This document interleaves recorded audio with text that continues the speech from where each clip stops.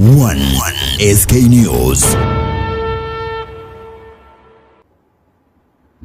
Na Mheshimiwa Waziri,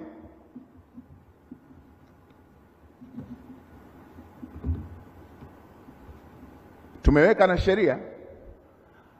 Inasikitisha, katika baadhi ya maeneo wanaoongoza kuvunja hiyo sheria sio watu wa kawaida, ni magari ya serikali. Inawekwa mita 50, inawekwa hiyo sheria ya 50 kwa kilomita, hawafuati. Imewekwa zebra, hawafuati. Imewekwa taa, hawafuati.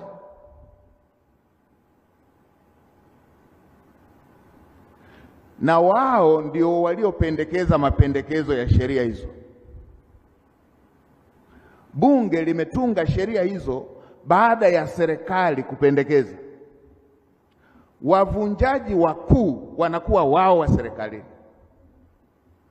Tunawapa kazi watekeleza sheria kila wakati kumuomba radhi mtu aliyevunja sheria.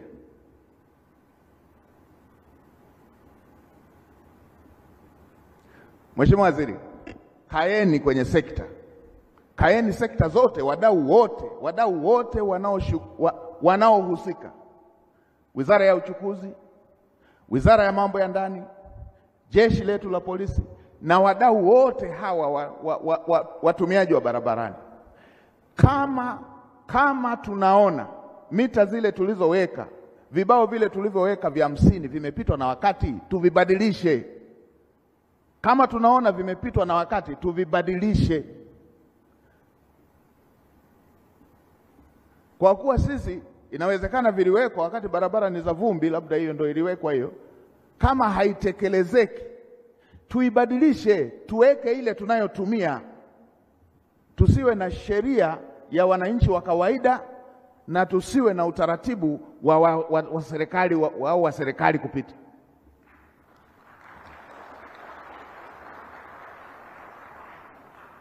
Kama kufuata hiyo inakera na sisi hatuifuati, nani atakayewasemea hii kero wale wanaokereka nayo?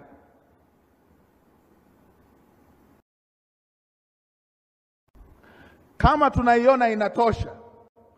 tunaiona inatosha na ina umuhimu, kila mtu aifuate.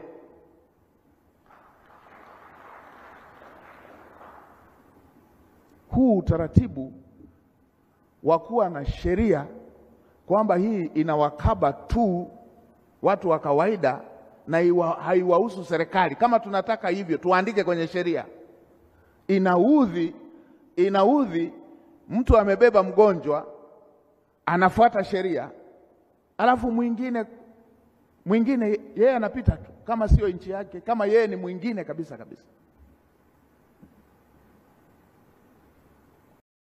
Anavunja sheria, hapati adhabu. Mlala hoi akivunja sheria anapata adhabu.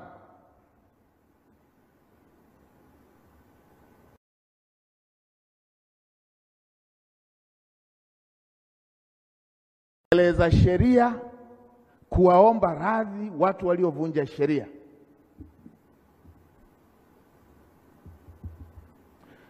Tumeiweka sheria, naelekeza kila mtu afuate sheria, uwe wa serikalini, uwe binafsi. Tumeweka sheria, tuifuate kama ilivyo. Na vyombo vinavyosimamia, fuatilieni hili, simamieni hili. Kama viongozi wa serikali wataona hivyo ilivyo inakera na haitekelezeki, tuibadilishe ili hayo manufaa ambayo wa serikali wananufaika na raia wanufaike.